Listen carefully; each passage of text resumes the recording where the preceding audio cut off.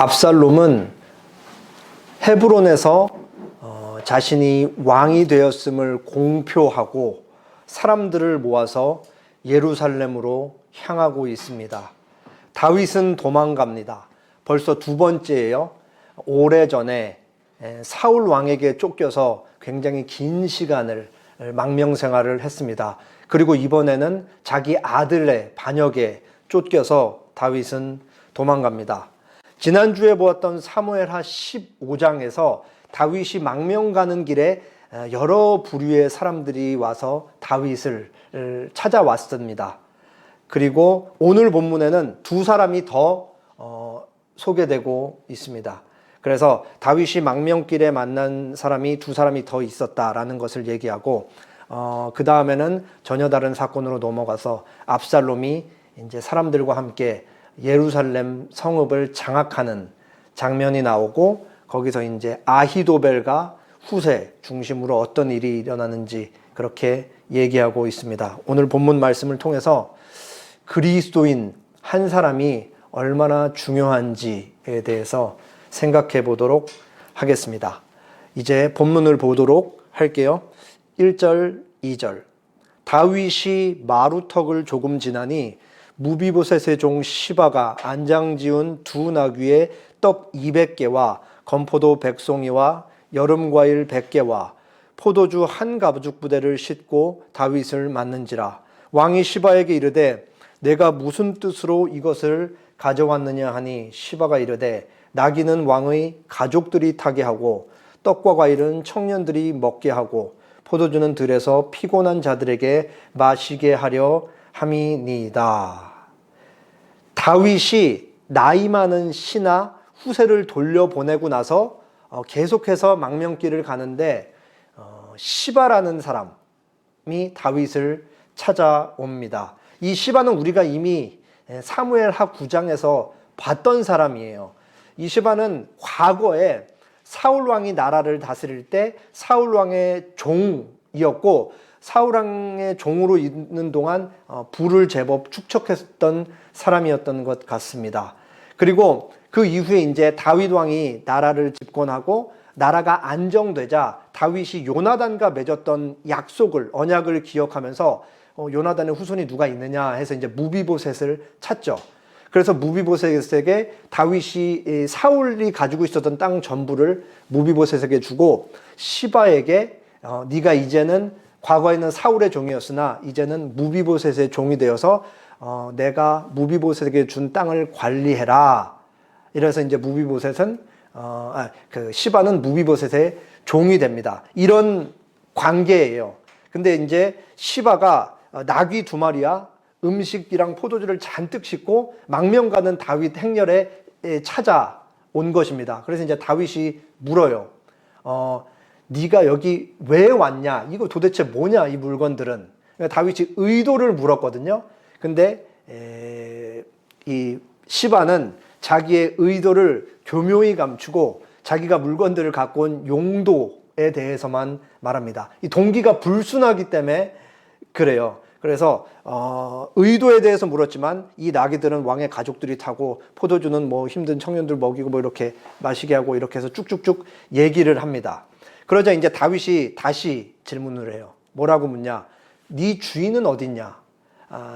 무비보셋이 어렸을 때 유모가 떨어뜨려서 두 다리를 다 절잖아요. 그래서 불편하고 걷기 힘든 그런 장애를 갖고 있는데 주인은 어디다 놔두고 혼자 왔느냐 이런 물음을 물었던 것이죠. 시바는 여기서 거짓말이라고 확정 지을 수는 없지만 거짓말에 아마도 매우 가까운 그런 말을 합니다.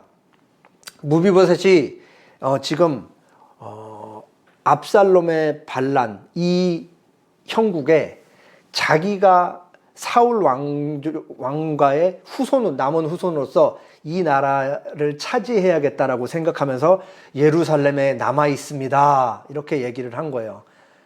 거짓말일 것입니다.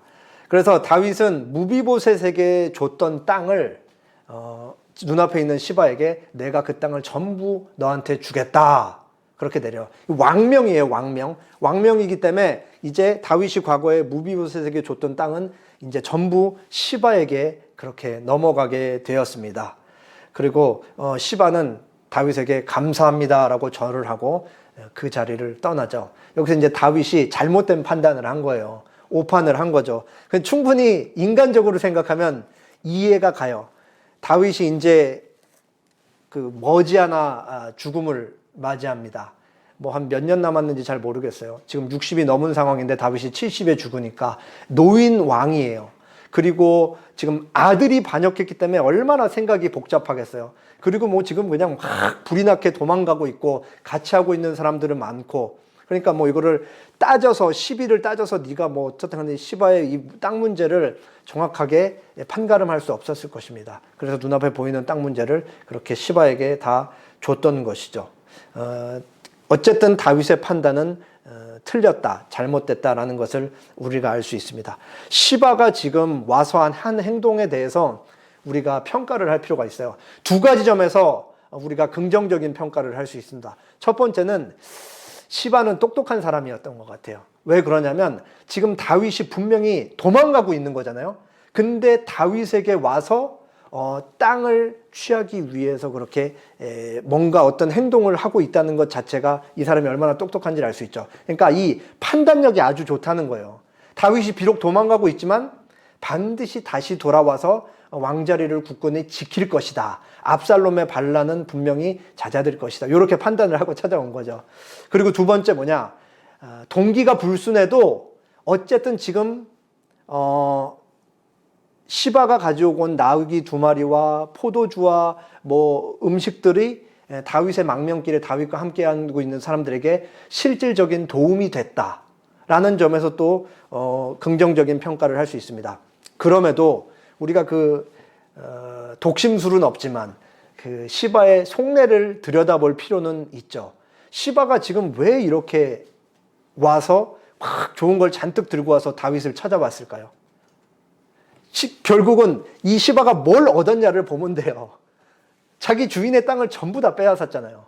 시바가 주인의 땅을 빼앗기 위해서는 왕명이 반드시 필요해요. 왕명이. 자기가 아무리 뭐 계략을 짜도 이거는 그 주인의 땅을 가질 수가 없죠. 근데 왕명을 받아서 주인의 땅을 갖기 위해서는 다윗과 무비보셋 사이를 이간질시키고 자신의 주인을 모함하고 주인에 있는 것을 다 빼앗아야 되는 방법이죠. 그러니까 아까 같은 그 거짓말을 한 거죠. 지금 이 힘든 형국에 자기가 왕이 되려고 예루살렘에 있습니다. 이런 면에서 보면은 시바는 철저하게 기회주의자고 욕심이 아주 많은, 돈 욕심이 많은 사람이었던 것을 알 수가 있습니다. 그리고 시바가 여기서 거짓말하고 있다는 결정적인 증거가 뭐냐면은, 만약에 자기가 진짜 다윗에게 충성할 마음이 있으면은 어떻게 해야지 마땅해요? 그냥 와서 받을 것만 받고, 줄 것만 주고 받을 것만 받고 돌아가는 게 아니고, 내가 당신을 위해 목숨까지 바치겠습니다, 당신을 따라가겠습니다 라고 해야죠. 근데 왕명만 쏙 받아내고 땅을 받은 다음에 그냥 가버리잖아요. 줄 것만 주고. 이게 뭐 이제 아주 시바가 어떤 사람인지를 그렇게 잘 드러내는 장면인 것입니다. 이런 사람들이 도처에 깔려 있어요. 우리가 살아가는데 누군가를 모함하고 그 사람 것을 뺏기 위해서 이 사람을 모함해서 자기 것으로 취하는 사람들이 우리 주변에 늘 그렇게 있는 것입니다. 이렇게 시바가 돌아가고 다윗은 계속해서 이제 망명길을 가요. 최종 목적지는 어디냐? 요단강 건너 북동쪽에 자리하고 있는 마하나임이라는 곳입니다. 마하나임은 과거에 아브넬, 사울의 군대 장관 아브넬이 사울의 남았던 아들 이스보셋을 왕으로 옹립했던 그 지역이에요. 마하나임이. 다윗이 글로 망명 가고 있습니다. 망명 가는 길에 바우림이라는 지역에 들려요. 바우림은 베냐민 지파에 속한 땅입니다. 베냐민 지파에 속한 지역이 바우림이에요. 베냐민 지파는 누구를 배출한 지파죠? 사울 왕을 배출한 지파예요. 그 바울이는 그 사울 왕을 배출한 지파에 속해 있는 바우림이라는 지역에 다윗이 가자 시므이라는 사람이 와서 다윗에게 저주를 퍼붓고 막 돌을 던지면서 그렇게 다윗을 막 조롱합니다. 시므이는 누구냐면 사울의 친척이고 그 베냐민 지파 안에서도 지도자급에 속하는 아주 유력한 사람입니다. 나중에 이제 다윗이 그 전쟁에서 승리하고 예루살렘으로 돌아오잖아요. 그때 이 시므이가 입장을 완전히 바꾸고 사람 1000명을 데리고 와서 다윗 앞에 넙죽 엎드립니다. 사람 1000명을 동원할 수 있을 정도면 시므이가 베냐민 지파에서 얼마나 높은 위치에 있었다는지 우리가 잘 알 수 있습니다. 근데 여기서 시므이가 하는 말이 되게 중요해요. 왜 그러냐면 혼자 이 생각을 가지고 나온 것이 아니고 지금 베냐민 지파 안에 공유되는 생각, 그리고 이 사람들이 가지고 있는 정서가 있었다는 것을 우리에게 알려주기 때문에 그렇습니다. 시므이가 저주만 할 뿐 아니라 돌까지 던졌다는 것은 다윗이 돌에 맞아 죽어 마땅한 죄를 졌다라고 막 이렇게 행동을 하고 있는 것입니다. 시므이가 어떤 말을 했는지 한번 들어보겠습니다. 제가 7절, 여러분이 8절 읽어주시기 바랍니다. 시므이가 저주하는 가운데 이와 같이 말하니라. 피 흘린 자여, 사악한 자여, 가거라 가거라. 사울의 족속의 모든 피를 여호와께서 내게 돌리셨도다. 그를 이어서 내가 왕이 되었으나 여호와께서 나를 내 아들 압살롬 손에 넘기셨도다. 보라, 너는 피 흘린 자이므로 화를 자초해야 하느라 하는지라. 시므이는 다윗을 보면서 피 흘린 자, 사악한 자라고 막 얘기하면서 막 꺼지라 그래요.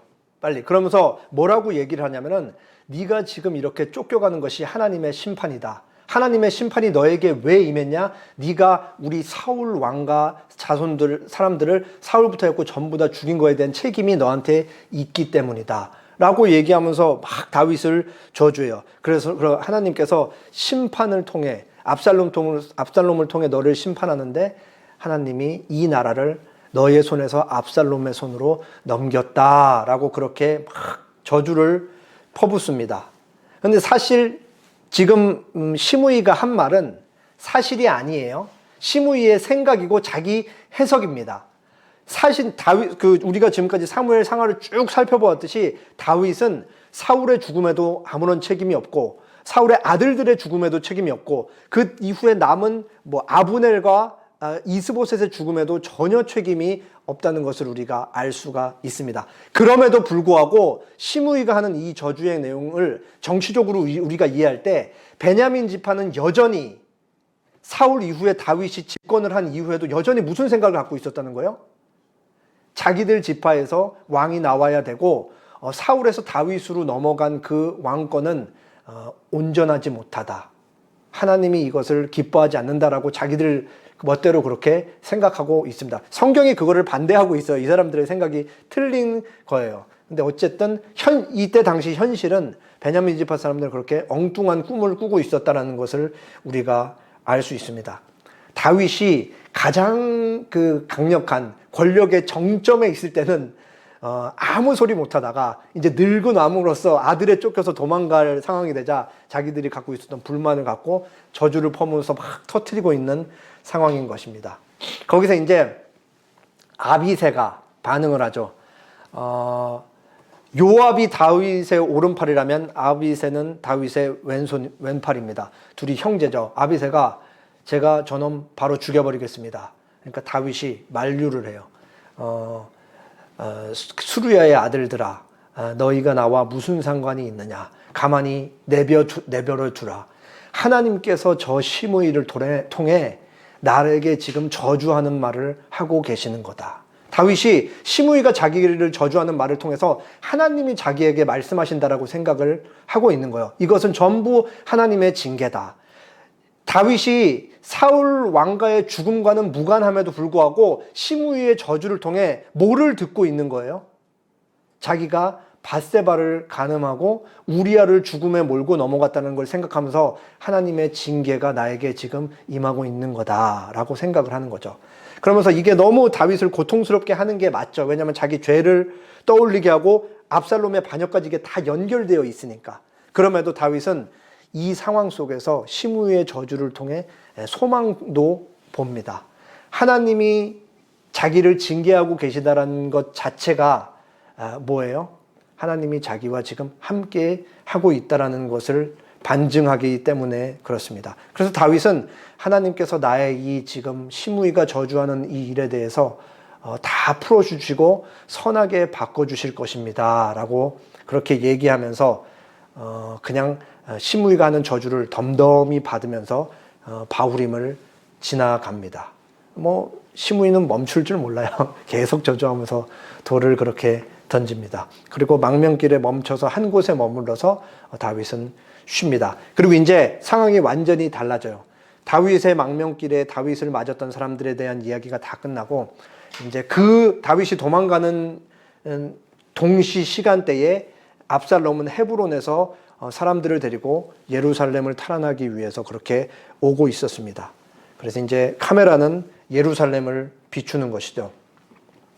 압살롬이 예루살렘에 도착하기 전에 다윗이 보냈던 후세가 먼저 예루살렘에 도착했습니다. 그래서 이제 그 압살롬이 오자 후세가 궁 안에서 압살롬을 굉장히 기쁘게 봤죠. 왕이여 만세 막 하면서 압살롬을 맞이합니다. 그러니까 압살롬이 의아해하죠. 왜냐하면 성경에 기록되어 있지 후세는 다윗의 오랜 신하이면서 동시에 다윗의 친구라고 기록되어 있거든요.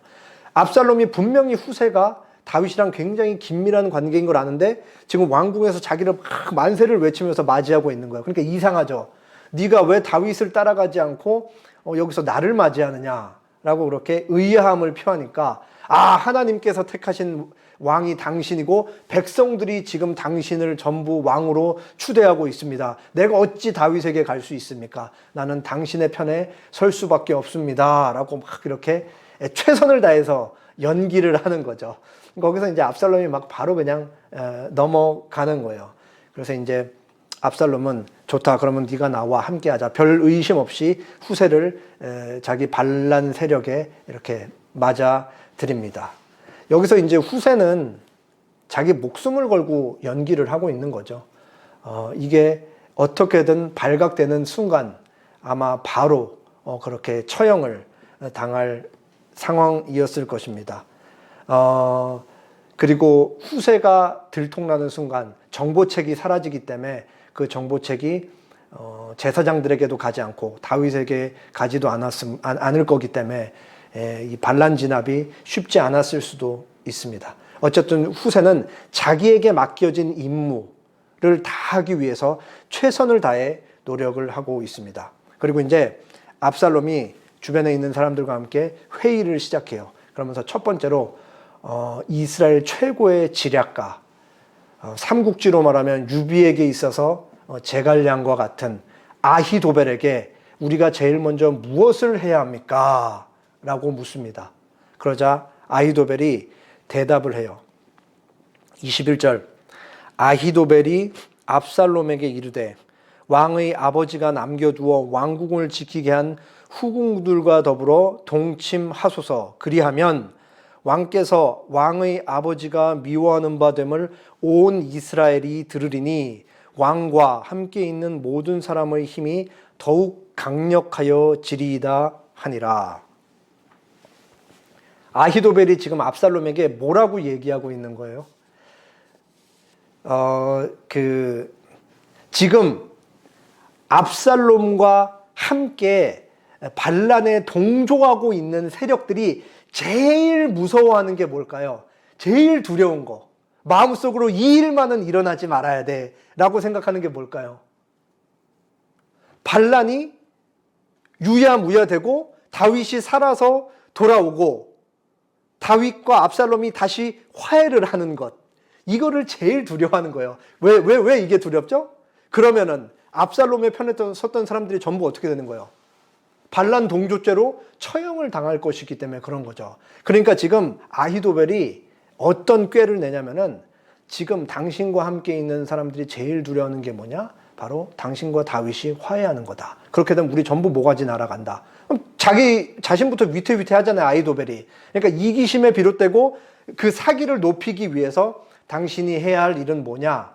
절대로 다윗과는 화해할 수 없는, 건널 수는 없는 강을 건너는 것이 당신이 해야 할 일입니다. 그 해야 할 일이 구체적으로 뭐냐? 다윗 왕이 여기 남겨놓은 그 후궁 10명들과 함께 동침하는 것입니다 라고 그렇게 얘기를 한 거예요. 그러면서 이제 다윗 왕과는 절대 화해할 수 없는 행동을 자기가 당신이 증명해 보여야 합니다. 그리고 이때 당시에 그 왕의 후궁과 동침하는 것은 자기가 왕의 자리를 차지했다는 것을 공표하는 행동이기도 하기 때문에 그랬습니다. 과연 이스라엘 최고의 현인다운 지략이 아닐 수가 없습니다. 그럼에도 이 지금 아히도벨이 낸 이 계략은 완전히 하나님의 뜻과 하나님의 말씀, 법과 반대된다라는 사실을 알 수 있어요. 지금 아히도벨이 얘기한 이 지략은 압살롬 입장에서는 절대로 해서는 안 되는, 구약 율법이 돌로 쳐 죽여야 되는 죄악이라고 그렇게 규정짓고 있는 아주 무시무시한 죄인 것입니다. 그러니까 아히도벨이 자기의 꾀를 내서 했던 말이 하나님의 법을 정면으로 거스르는 그런 꾀였다는 것을 우리가 알 수 있습니다. 그리고 한 가지 더 있는데요. 이 지금 나와 있는 말씀, 아히도벨의 입에 나온 이 말이 오래 전에 나단 선지자가 다윗을 책망하면서 예언했던 내용 중 하나라는 거예요. 왕의 이웃이 왕의 후궁들과 왕의 첩들과 더불어 아내들과 더불어 백주 대낮에 동침할 것입니다 라는 예언을 분명히 했습니다, 나단이. 근데 그게 지금 자기 아들 압살롬에게 이렇게 이루어지는 거예요. 이게 되게 놀라운 거죠. 다윗은 망명 가면서 후궁 10명을 궁을 지키고 있으라고 남겨둔 것이고, 아히도벨은 자기 이기심에서 비롯되고 지금 같이 반역 세력의 사기를 높이기 위해 자기가 할 수 있는 조언을 한 것이고, 압살롬은 그게 옳다고 생각해서 그대로 행동을 한 거예요. 이 모든 게 막 이렇게 복잡다단하게 얽히고 설켜서 인간들이 자기 뜻대로 모든 걸 하는데 하나님의 말씀이 이런 식으로 성취가 딱 되는 거죠. 이게 얼마나 이게 놀랍고 무섭고 오묘한 일인지 우리가 생각을 해봐야 되는 거야. 이게 그래서 성경이 자증성이 있는 거죠. 하나님께서 한번 하신 말씀은 역사 속에서 반드시 이루어진다. 왜냐? 그 말씀을 이루시는 분이 하나님이기 때문이라는 이 강력한 성언의 이 증언을 우리에게 하고 있는 것입니다. 우리가 깊이 생각해 볼 수 있는 거죠. 압살롬은 아히도벨이 낸 지략을 그대로 행하고 다윗이 밧세바의 벌거벗은 모습을 봤던 그 옥상에서 장막을 치고 아버지의 후궁들과 더불어 모든 사람들이 보는 데서 그렇게 동침하는 일을 벌이게 됩니다. 그럼으로써 자기가 아버지의 왕위를 찬탈했고 내가 이제 이스라엘의 왕인 것을 모든 사람에게 알렸던 것이죠. 그리고 오늘 본문은 아주 찝찝하게 끝을 맺습니다. 23절 같이 읽어볼까요? 그때의 아히도벨이 베푸는 계략은 사람이 하나님께 물어서 받은 말씀과 같은 것이라. 아히도벨의 모든 계략은 다윗에게나 압살롬에게나 그와 같이 여겨졌더라. 아주 씁쓸한 결론이죠. 아히도벨이 베푸는 계략은 하나님의 말씀처럼 똑같이 여겨졌대요. 지금까지 아히도벨의 살았던 삶을 우리가 정확히는 알 수 없지만 다윗의 오랜 신하로서 대부분 옳은 소리를 하며 다윗과 함께 그렇게 다윗의 책사로 지냈을 거예요. 근데 지금 아히도벨의 이 마지막, 다음 주에 이제 보게 되겠지만 이제 아주 안타까운 죽음을 맞이하는데, 이 아히도벨의 마지막의 모습은 뭐예요? 하나님의 말씀과 하나님의 법을 정면으로 거스르는 인간의 그 지략을 램을 통해서 자기 자신이 파국으로 치닫고 있고 죽음을 향해 전속력으로 달려가고 있는 거예요.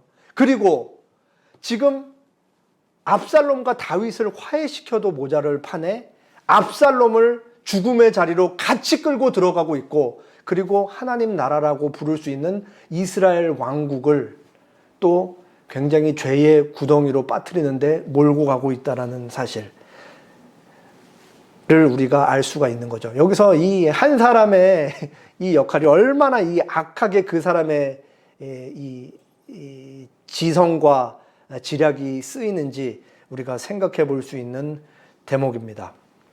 사무엘상 15장, 16장에서는 굉장히 다양한 사람들이 등장했어요. 우리가 막 러시아 소설 읽는 것처럼 막 한 몇 페이지만 넘어가면 앞에 누가 나왔지 계속 이렇게 돌려봐야 되듯이 아마 오늘 본문 이 15, 16장에 나온 사람들이 누군지 정확히 이 기억을 잘 못하실 수도 있습니다. 제가 아주 짤막하게 다시 한번 소개를 할게요. 먼저 다윗의 망명길에 제일 처음 등장한 사람이 누구예요? 이때 군인이에요. 군인. 이스라엘 사람이 아니고 블레셋 가드 출신의 사람입니다. 아마도 다윗이 시글락에 머물렀을 때 다윗을 통해 하나님을 만났던 사람이었던 것 같아요. 그리고 이때는 다윗과 끝까지 함께 하겠다라고 그렇게 얘기했는데 다윗이 돌려보내려고 합니다. 너 그냥 중립 지키고 압살롬에게 가서 그냥 편안하게 그냥 상황 보고 내가 다시 왕권 잡건 압살롬이 계속 잡건 그냥 왕만 너는 쫓으면 돼. 근데 이때는 하나님의 이름으로 맹세하고 다윗의 살아있음으로 있음으로 맹세하면서 나는 이 상황 당신과 함께하는 것이 하나님과 함께하는 것이다라는 얘기를 하면서 다윗을 끝까지 쫓습니다. 그래서 자기 600명의 군사들, 자기 가족 600명의 군사들에 딸린 가족들까지 전부 다 다윗과 함께 그렇게 가는 게 바로 이때였습니다. 그리고 제사장 사독과 아비아달이 있었죠. 이 사람들도 언약궤를 들고 다윗과 함께하기 위해 찾아옵니다. 언약궤는 당신과 함께 있는 것이 마땅합니다. 다윗이 이 사람들도 돌려보냅니다. 가서 언약궤를 제자리에 놓고 내가 하나님께서 은혜 주시면 그것을 다시 돌아갈 수 있을 것이다. 그리고 너희들은 가서 궁에서 나오는 정보를 나에게 전달해 줘라 라고 그렇게 임무를 줘서 보내죠. 그리고 후세, 지난주에도 보았고 오늘도 보았던 사람입니다. 다윗의 오랜 친구이자 오랜 동반자, 다윗의 신하였죠. 후세도 늙은 몸을 이끌고 다윗에게 나왔지만 다윗이 네가 나랑 같이 가는 건 도움이 안 되니까 너는 돌아가라 이렇게 돌려보내면서 임무를 줬습니다. 왕궁 안에 있는 가장 정확한 정보를 제사장 사독과 아비아달에게 전달하는 임무를 부여받았죠. 그리고 오늘 본문에 나오는 시바, 무비보셋의 종으로서 탐욕이 가득한 자로 주인의 것을 빼앗기 위해 왕과 무비보셋의 관계를 이간질하고 그렇게 주인의 것을 빼앗았던 시바입니다.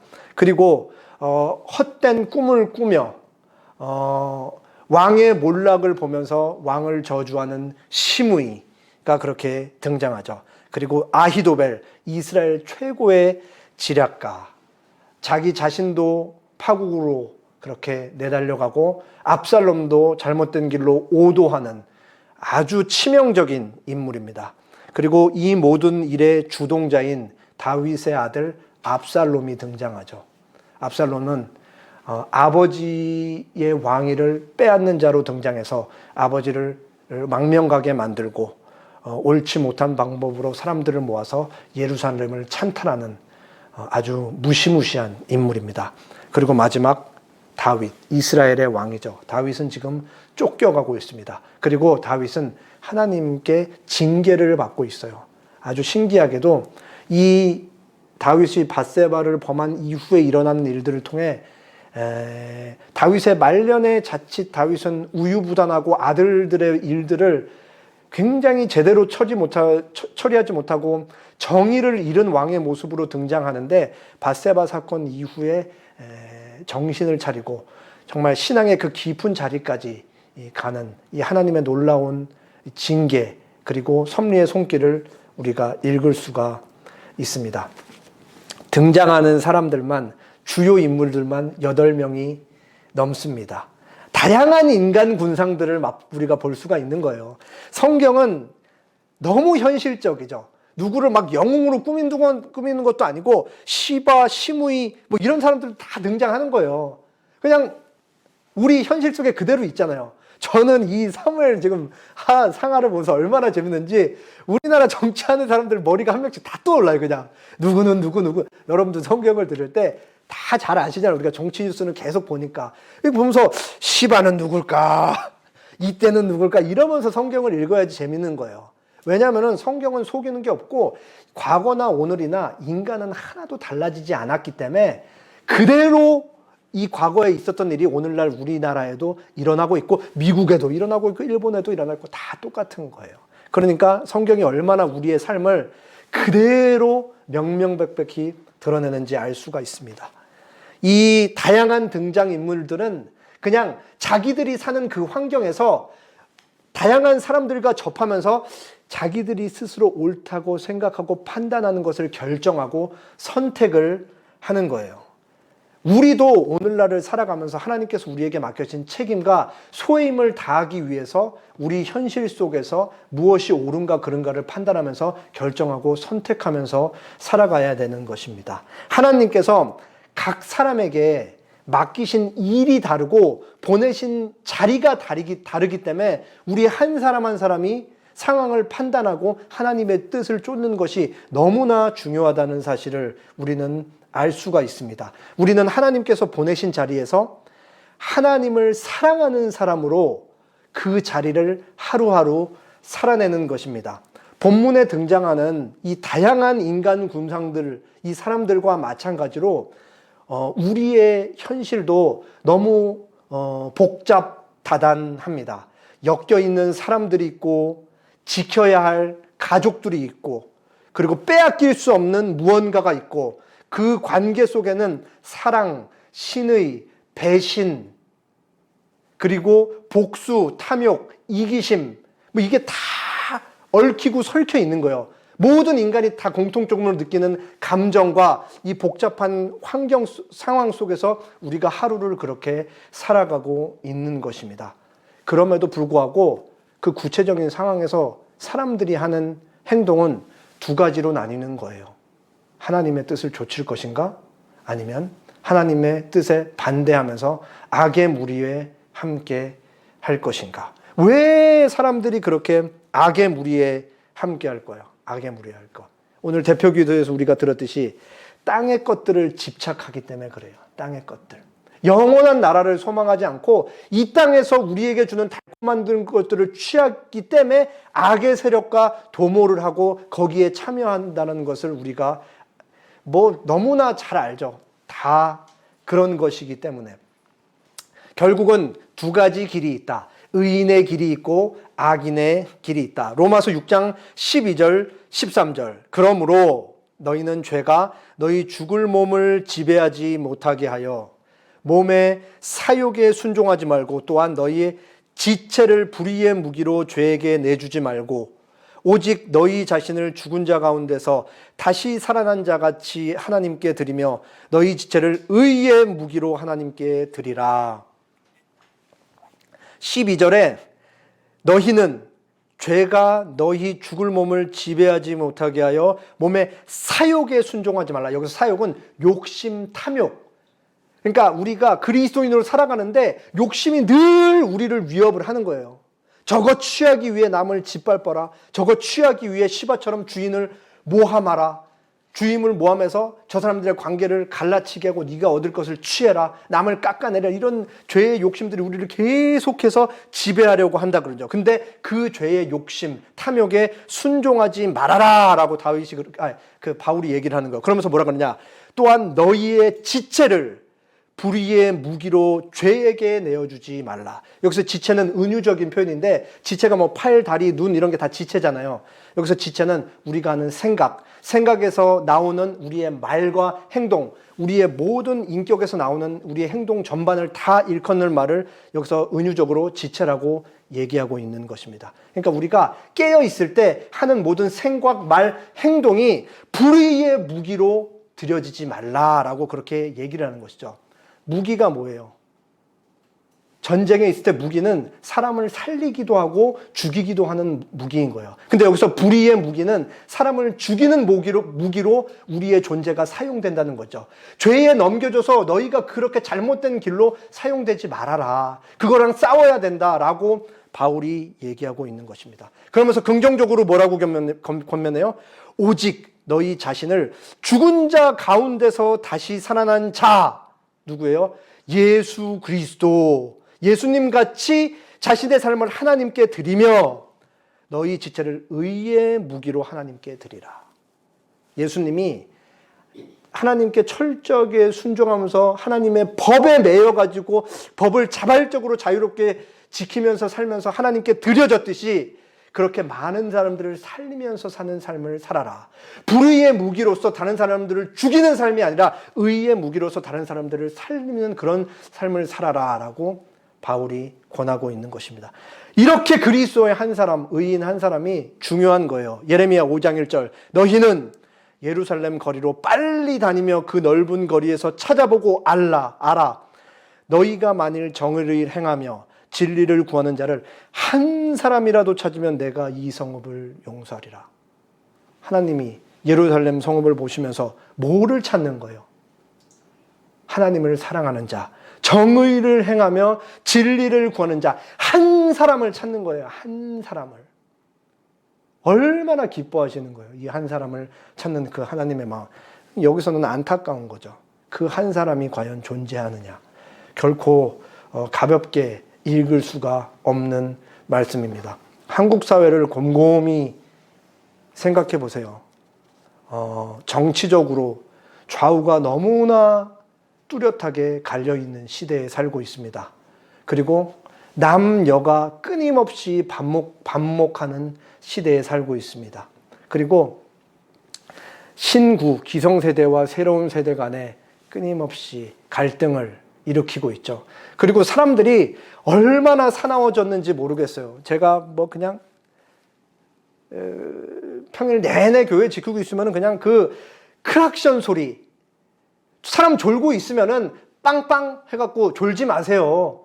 그리고 사람들이 위험한 길, 잘못된 길에서 빵빵 해서 안전한 길로 가세요라고 알려주는 그 용도로 있는 이 경적을 온갖 나의 신경을 쏟아내는 빵 하는 걸로만 사용하고 있는데 사람들이 얼마나 사나워졌는지 그 크락션 소리만 이거를 사람들이 한 10초간 눌러요. 누가 좀만 가로막고 있으면. 나가서 제가 보는 거예요. 막혀 있으면 참지를 못하고 이걸 10초간 눌러요. 앉아있는 제 신경을 막 곤두서게 할 만큼 그 크락션 소리가 너무나 신경질입니다. 한국 사회의 이 단면을 너무 잘 보여주고 있는 것 같아요. 너도 나도 할 것 없이 나를 방해하고 내 앞길을 가로막는 사람들은 너무 그냥 짜증나서 견디지를 못하는 거예요. 그렇게 이걸로 나타나는 거죠. 이게 바로 오늘날 우리가 살고 있는 한국 사회예요. 그리고 한국 교회 생각해 보세요. 참 엉망진창입니다. 사회적인 질타를 받아도 너무나 많이 받고 있죠. 제가 종종 말씀드리지만 제 주변에는 좋은 목사님들 그리고 좋은 성도님들이 많이 계십니다. 그런데 그들의 헌신적인 삶과 노력들은 제가 냉소적으로 보면은 과연 저게 정말 이 한국 교회, 한국 사회에 어떤 영향을 미칠 수 있을까라는 생각이 들 정도로 우리나라 교회는 자정 능력을 잃은 것 같습니다. 비판하자는 게 아니에요. 여기서 우리가 대안이 돼야죠. 우리가 잘 살자라는 얘기입니다. 그렇기 때문에 한국 사회와 한국 교회를 바르게 진단하고 우리가 어디서 살아가고 있고 하나님이 나를 어느 자리에 보내셔서 하나님의 뜻을 쫓으며 살라고 하는지를 우리가 정확하게 알고 있어야 하는 거예요. 모른 채 하고 나만 신앙생활 잘하면 되지. 그건 이기적인 신앙생활입니다.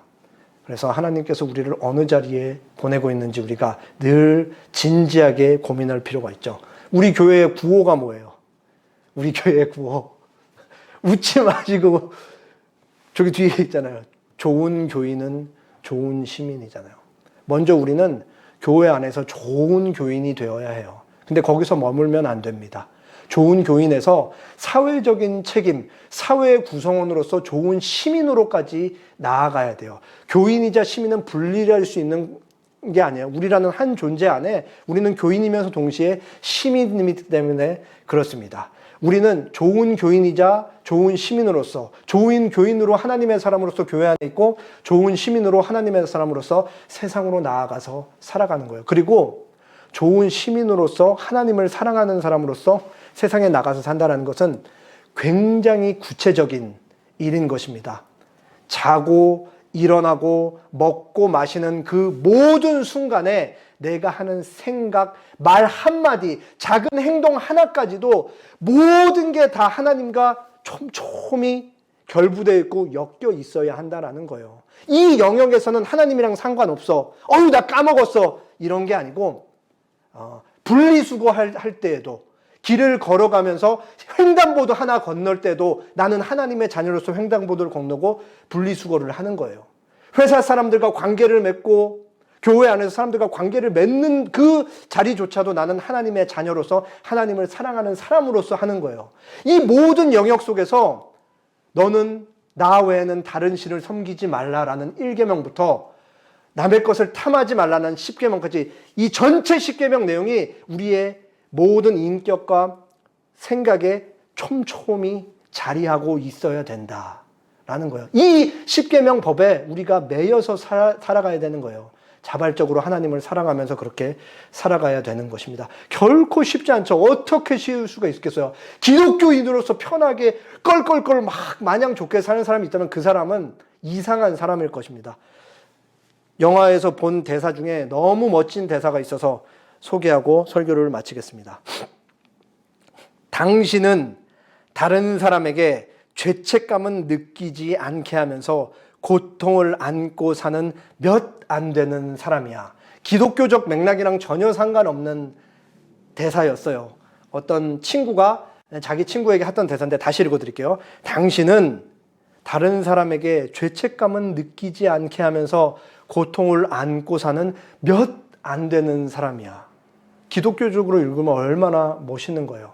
서슬퍼렇게 나는 좀 남들보다 기독교인으로서 낮게 사니까 사람들 전부 난도질하고 칼 들고 전부 그렇게 죽이면서 사는 것이 아니라 내가 잘 사는 만큼 남들을 관용하고 이해해 주면서 그 그리스도의 그 남은 고난을 삶 속에서 그대로 담고 살아가는 사람, 하나님을 사랑하는 사람으로서 세상 속에서 자발적으로 고난을 자기에게 채우면서 살아가는 그 몇 안 되는 사람, 하나님께서 예루살렘 성읍에서 차렸던 그 정의와 진리를 쫓는 그 의인 한 사람, 그게 바로 하나님께서 기뻐하시는 의인이라는 존재와 정체성으로 살아가는 그리스도인일 것입니다. 함께 기도하겠습니다.